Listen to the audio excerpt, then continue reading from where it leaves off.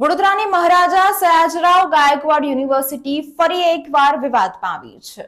યુનિવર્સિટીની technology faculty ખાતે વિદ્યાર્થીઓએ એરિસ્મેટમના ફોર્મ ભર્યાના 60 દિવસનો સમયગાળો વીતી ગયો છતાં હજુ સુધી વિદ્યાર્થીઓને રિઝલ્ટ આપવામાં નથી આવ્યા, જેને લઈને વિદ્યાર્થીઓ રોષે ભરાયા હતા અને મોટી સંખ્યામાં વિદ્યાર્થીઓએ એકત્રિત થઈને ડીનને બોલાવવાની માંગણી કરી હતી। વિદ્યાર્થીઓએ સૂત્રોચ્ચાર કર્યા હતા અને રામધૂન બોલાવી।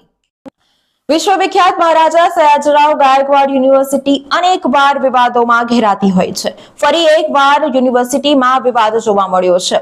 ટેકનોલોજી ફેકલ્ટીના વિદ્યાર્થીઓ જેમણે એરિસ્મેન્ટ માટે એપ્લાય કર્યું હતું તેમનું પરિણામ 60 દિવસ વીતી ગયા છતાં હજી સુધી પરિણામ ન આપવામાં આવતા વિદ્યાર્થીઓ રોષે ભરાયા હતા, જેથી આજે ટેકનોલોજી ફેકલ્ટી ખાતે મોટી સંખ્યામાં વિદ્યાર્થીઓ એકત્રિત થઈને ડીનની હાય બોલાવી હતી અને રામધૂન પણ બોલાવી હતી। કેટલાક વિદ્યાર્થીઓની ઇન્ટર એક્ઝામ પણ શરૂ થઈ ગઈ છે, તેમ છતાં વિદ્યાર્થીઓનું રિઝલ્ટ આપવામાં આવ્યું નથી। તેમને હોસ્ટેલમાં એડમિશન પણ મળ્યું નથી શક્યું, જેથી આજે વિદ્યાર્થીઓ આંદોલનના માર્ગ પર જોવા મળ્યા હતા અને ટેકનોલોજી ફેકલ્ટીના આગળના ભાગ ખાતે મોટી સંખ્યામાં વિદ્યાર્થીઓએ ભેગા થઈને સૂત્રોચ્ચાર કર્યા હતા અને ડીનને બોલાવવાની માંગણી કરવામાં આવી હતી। વધુમાં વિદ્યાર્થીઓએ જણાવ્યું કે હું અહીંયા ટેકો ફેકલ્ટીમાં જ ભણું છું ને, 3rd યર સિવિલ એન્જિનિયરિંગમાં છું, પણ મને 3rd યરમાં જવાને જ દેતા કેમ કે મારે કેટી છે આગલા સેમમાં અને મેં એનું રીએસેસમેન્ટનું રિઝલ્ટ નથી આવ્યું છે ને મેં એને રીએસેસમેન્ટમાં નાખેલ છે। પણ ડીન સરને મેં પહેલે દિવસે ફોન કર્યો ત્યારે ડીન સર મને કહે તું ફેલ જ છે, એમ તારે ઇન્ટરનલ ભરવાની કંઈ જરૂર નથી। મને એમ કીધું ઇન્ટરનલ ભરવાની તારે કંઈ જરૂર નથી।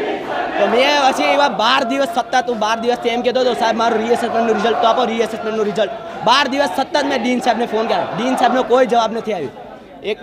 એક પણ દી સાચો જવાબ એને નથી દીધો। એમ કહે છે કે હાલ તારું કરાવું, આજ કરાવું, કાલ કરાવું, એમ 12 દિવસમાં એક કોઈ દિવસ રીએસેસમેન્ટનું રિઝલ્ટ નથી આવ્યું। રિઝલ્ટ ડિક્લેર જ નથી થયા। એ જ રિઝલ્ટ ડિક્લેર નથી થયા તોય મને એમ કહે ફોનમાં કે તું ફેલ જ છે, એમ તું ડિટેન જ છે, એમ મને કહે કે તું ફેલ છે, એમ તારે ઇન્ટરનલ ભરવાની કાંઈ જરૂર નથી। એનું કારણ એ જ છે કે એનો વાક છે અને એને કંઈ કર્યું નથી। 60 દિવસથી એમને એમ કરે છે। એ 3 ફેકલ્ટી સંભાળે છે, એક આ ટેકો, એક પોલિટેકનિક અને ઇન્ટરનેશનલ અફેર, ત્રણ ફેકલ્ટીને સંભાળવાની શું જરૂર છે? એક ફેકલ્ટી એનાથી સંભાળાતી નથી તો 3ને ક્યાં સંભાળવાની આવે?